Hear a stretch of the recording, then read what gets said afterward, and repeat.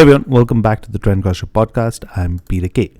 On this episode, I've got David from Revocation. They have a new album out, New Gods, New Masters, by Metal Blade Records, and it kicks ass. But before we get into my chat with David, I'd like to play a track from a new band. Heard them for the first time. They're a Polish band called Species, and they've released an album called Changelings. Yeah, not to be mistaken with Changeling, the project of Tom Fountainhead, who I spoke to last year. This album is out via $20 spin, very different from what they normally release. I was really impressed with the album and highly recommend you check it out. Here's a track from it, The Essence.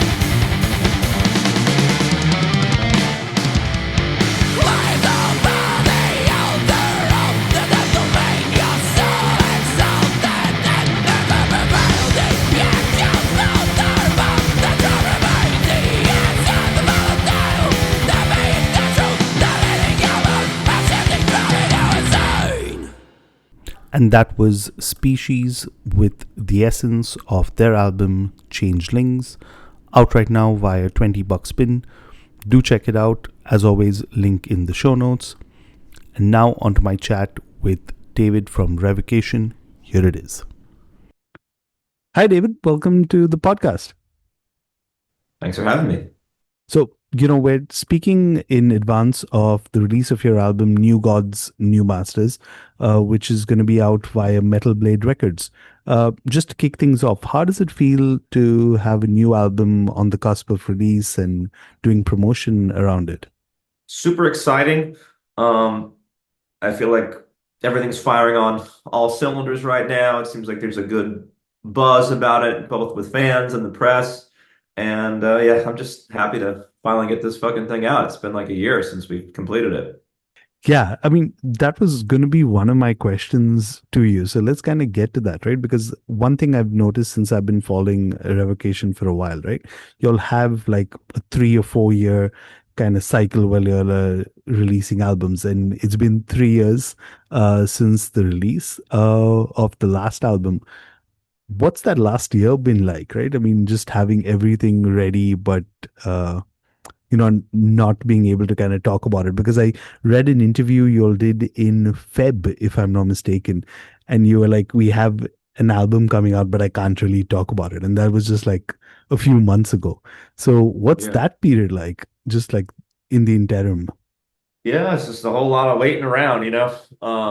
This was the first time that we released like a track like very like early, with Confines of Infinity. So we put that one out and didn't really talk about it being attached to a record or anything like that. So um, that it was kind of cool to experiment with the cadence, I guess, of how we release material. I feel like in today's day and age, there's the people that are going to be into full-length albums, but there's also maybe different generations of people that are more used to a single-based type of thing where um when a song is getting dropped as kind of a standalone.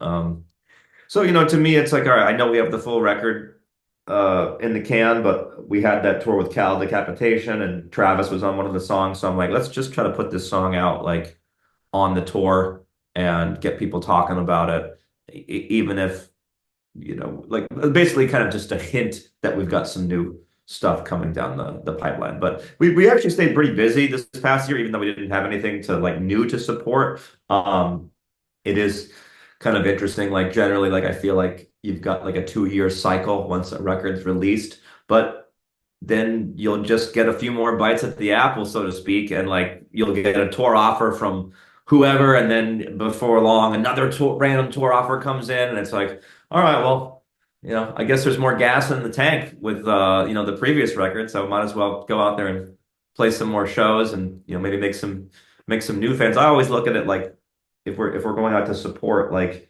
okay, cool, like, are we going to be able to make some new fans playing in front of a new audience that then can transfer over to becoming fans of ours. So when we have that new record coming out, like boom, we've got a whole bunch of new people that are on board and ready to follow us on our journey. Yeah, and actually, I wanted to hold off on that, so I'm going to hold. But that's one of the things I noticed about you guys also, right? You're like constantly on the road, constantly putting out music, and it's just like a well-oiled machine, so to say. But before I get too far ahead, right? One of the things I noticed with the press note around the album, right? It was the entire thing, which is pretty much, I think, you cannot kind of escape the talk about artificial intelligence, right? Uh, I mean, I'm guessing that's one of the things that no matter what kind of profession or what kind of work you do, there is that ever looming kind of threat of artificial intelligence. I mean, I work in a creative field. That's my day job. And one of the things you realize is just how much faster AI makes your work. So a lot of us are looking at it as, tools that we use just like the internet and stuff. But to go back to the album, right? And New Gods, New Masters. What kind of was your frame of mind when you were kind of working around the album and the whole thing about artificial intelligence? So I, of course, am interested in artificial intelligence, obviously, right? But I feel like so many of us are, and but just in general, I've always kind of been interested in technology and science and then sci-fi and all that kind of stuff. So this and current events and history. So I feel like the topic and the debate around artificial intelligence kind of meets at the intersection of so much of that stuff, right? Like it's a societal thing. It has historical implications because it's not like this technology appeared just out of nowhere. I mean, people have been discussing this for decades now and been working on it for decades. Um, it's firmly based in science and reality, but it's also very sci-fi in terms of the people that created it don't even really know how it works anymore, um, which is pretty insane to think about. So yeah, I just felt very compelled to write about it because for as fascinating as it is and um, for as useful of a tool as it could be to the benefit of society, I see some very dark sides to it and some very real existential threats that it poses to uh, society or just the existence of humanity or our species in general. Yeah, I mean, it's interesting, right? Because since again, like I mentioned, right, it I look at it a lot from like a work perspective, but also from a societal perspective. The fact that I think I came across this statistic, and I'm not sure which country specific it is, so don't quote me on it. But it was people would rather, talk about their problems and issues that they have with, ChatGPT or any other similar kind of AI, but not actually talk to a therapist. So that for me is like the moment you've kind of realized that you'd rather do that than talk to a therapist, you already are kind of like feeding the machine, so to say, right? Yeah, and depending on what the algorithm is or how it's dialed in, it's leading to psychosis in some people, right? There's been documented cases where, ChatGPT has convinced someone maybe that has some mental illness there that they're God or that they're, a chosen one or they're, whatever. And it kind of feeds into that psychosis. So it's insane how fast the technology is moving. And um, yeah, it's one of those things where I feel like it's so exponential, and we're kind of at that point of the bell curve where that people have kind of talked about and warned about, where it's like, I don't know if we can like if our brains are like wired to keep up with it. It's not like that there's not a willingness to try to keep up. It's just when the compute is 10 times, 20 times, 100 times human thinking, like how the fuck do we uh keep pace with that? I mean, I grew up as a kid watching shows like, I mean, movies like Terminator and stuff, and Same. never really thought that, you'd kind of reach that stage. But I feel that at some point, that maybe not too far away in our lifetime itself, right? Something like that. Yeah, it's a very frightening thought to say the least, of a rogue superintelligence turning against humanity. Um, and I guess that's sort of the thing where it doesn't actually necessarily have to even be conscious to cause a lot of damage, like conscious in like a traditional human sense. It could just be incredibly intelligent and have very fast compute speed. And if humans aren't aligned with its goals, or it becomes, or if they are initially, but something in its goal structure becomes unaligned with humanity, it doesn't have to yeah, even necessarily be conscious in maybe what we think of the word. It could just be just smarter than us, and then bad things can happen. I remember seeing like an interview, um, and the person asked the guy being interviewed, like, oh well, why, like, if it's gonna wipe us out, like, why does it hate us in the first place? And the guy was like, the guy's name is Eliezer Yudkowsky, and he's like, it doesn't hate you. It just doesn't feel any emotion towards you. Like if this super intelligence was to, you know, eliminate the human race, it just could literally be like, okay, you have resources that I want, or there's resources that I want that you are in competition with, and therefore you are now an impediment to my goal. And the best way to achieve my goal is without you as part of the equation. So it's not even coming from an idea of like hatred or malice or any kind of human emotions that we attach to it. It could just purely be a goal-driven thing and a merely like a computational um, problem that needs to be solved, and it's easier to solve the equation if you eliminate the variable of humanity. Wow, scary stuff indeed when you Yeah. put it that way. Uh, Coming to a bit about the music, right, and switching to that aspect, one of the things I also read was the fact that you start off with the riffs and then kind of further move on into the lyrics and stuff like that, right? Uh, Considering now you've got new members in the band, you've got Harry and Alex in the band. What was that experience like now having them around, sharing the music with them, and having them being part of the process itself? Um, so yeah, to be honest, like the music was all written like before they joined, so there wasn't like a ton of input there. I mean, like of course I shared the music with them. Alex recorded the bass lines on the record, and he did a fantastic job with his performance, and he added some really cool fills in. But as far as the actual song construction and songwriting went, that was all um, done before they joined as official members. But I think anytime you have new members in a band, it's always an interesting time frame. There's like that kind of getting to know each other phase.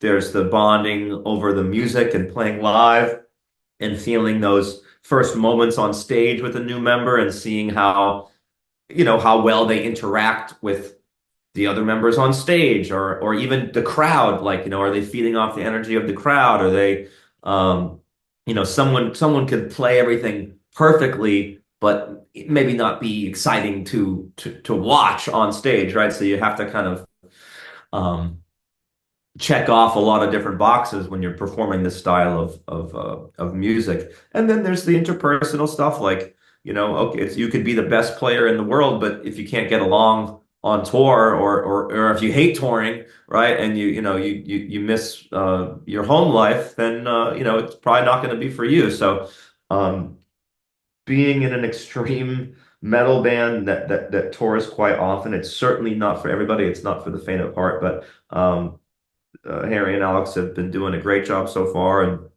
all the tours and random one-off shows we've had coming up, they're all game and ready to rock and roll. So it feels good knowing we've got a good solid team.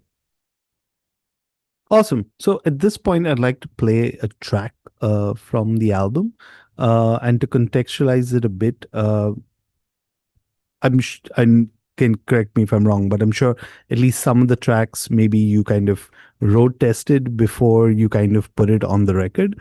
Was there a track that you kind of played live where you realized, hey, this is, really strong and this should definitely be on the album?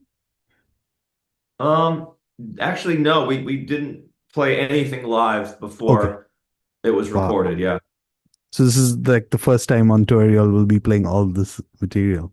Well, yeah. I mean, we've played Cronenberg live once, and we played Confines of Infinity because we released that single early. But in general, I like to have the track out first Okay. before people hear it, just because people film stuff, it gets leaked online. Like Sure. I'd rather someone's first interaction with new music not be like shitty cell phone audio or whatever. Like I want it to be Okay. like a full fleshed out thing. Okay. So then let me rephrase that and try and find a different way, right? Like I'm sure live is an important aspect. And like you mentioned earlier, right? Like a lot of the music converting live and considering you'll play live. Is there a track that you're looking forward to playing live on Yeah. this Oh coming yeah. tour? Which one would Yep. that be? It would be Dystopian Vermin, which is going to be the next single off the record. I think it's just a really in your face track. That's very energetic, super heavy, and it's got like a really cool, just powerful, heavy and epic outro. So yeah, I'm looking forward to seeing how that one hits live for sure. Awesome. So here's Dystopian Vermin.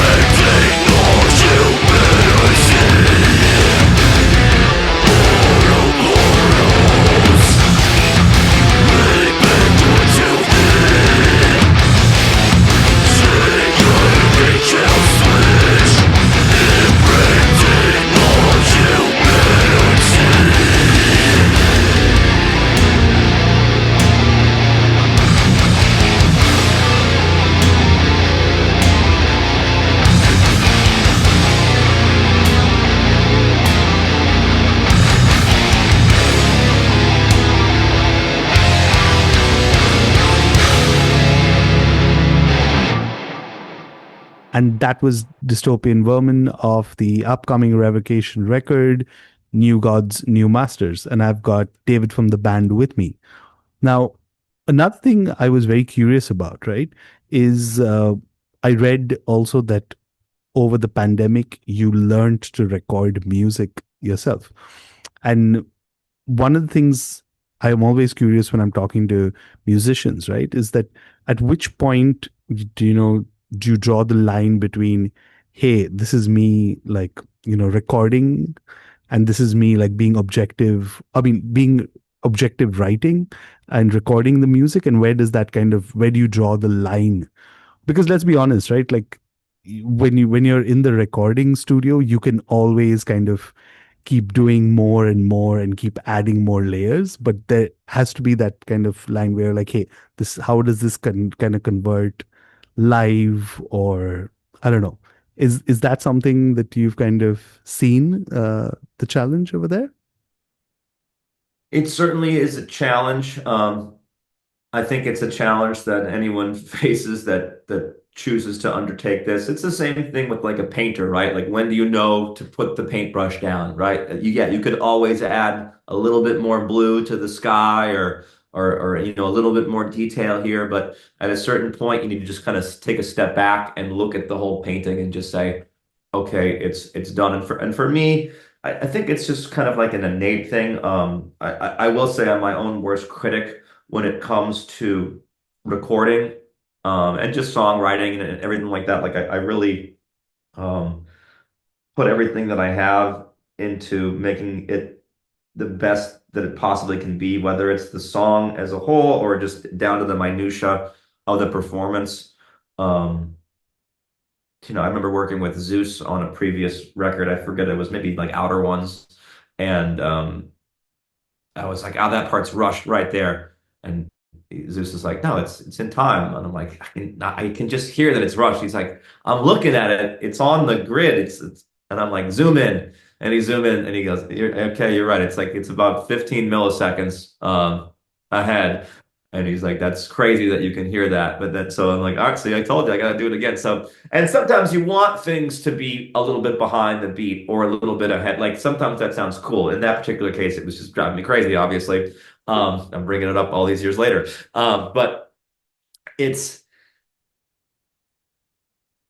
it's cool to be, the behind the control board, so to speak, because you don't feel that pressure of the clock is ticking and time is money and all that kind of thing, right? Like it does allow you to literally any idea or thought that comes into your mind in terms of the orchestration of the guitar riffs. I can go down that rabbit hole and try out a different harmony or even just sort of different inflections. Like, oh, I hit that bend. What if I put a harmonic on it or just different things like that.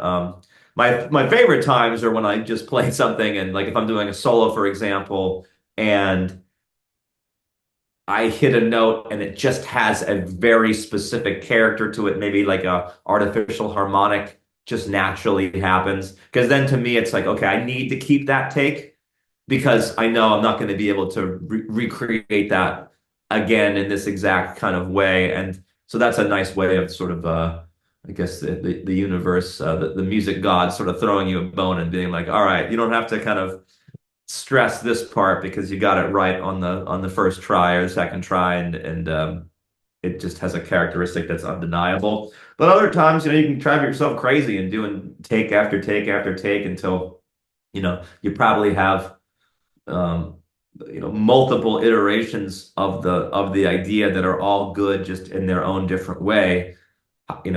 Then you just have to kind of make the decision from there. So the editing can be, laborious and all that kind of stuff. But at the end of the day, I think what I do is like I just sometimes have to take a step back from it and just say, you know what?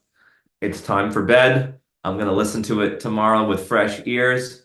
And if the thing that was bugging me, I don't notice the next day without trying to look for it, and I can just hear it as a piece of music, I know that's a sign to kind of move on because for any person that's, a fan or whatever, like they're not listening to it to try to pick apart every little thing. They're listening to it like as a song. So I try to take off that hat and put on the hat of like, just your regular metal fan that just wants to fucking rock out. And I think it's good to not be over analytical sometimes because you can start to sterilize things too much and start to suck the life of the music out as well. Thanks for sharing that. I think that's a very useful tip. I'm going to use it. And I think if there are any fellow musicians or creatives listening in, I think that's some really great advice. Uh, Before I kind of let you go, I have to ask you a mandatory question that I ask all musicians. Considering, you're touring, recording music, does that leave you with much time to listen to any current music? If so, what have you been listening to lately? So lately I've got a jazz gig with Gilad Hexelman coming up. Gilad's on the new record. So I wanted to book a show with us just playing duo together in New York.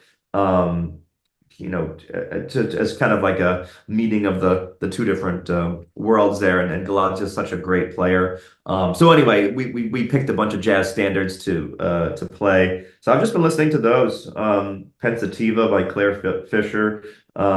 Great like Latin jazz tune.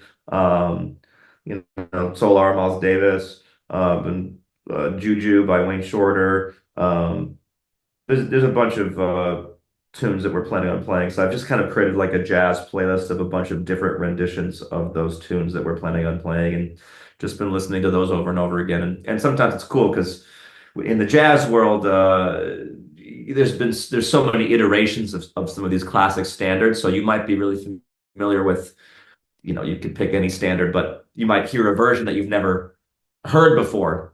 And then that becomes really inspiring because you're like, oh, cool. Like I didn't know that Art Blakey did, a rendition of Pensativa as well or something like that. And you could find cool new arrangements of these tunes, and it kind of helps like breathe new life into um, a song that you're familiar with, and it just gives you more ideas to sort of pull from when you're going off to improvise on it on your own. So yeah, to me, it's because I'm preparing for that gig. It's just been a lot of listening to different renditions of some killer standards.